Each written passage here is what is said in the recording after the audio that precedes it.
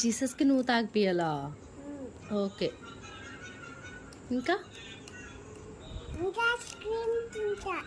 Ice cream తింటావా? తినిపిస్తావా జీసస్కి?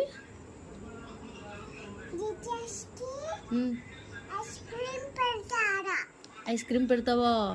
Okay. ఇంకా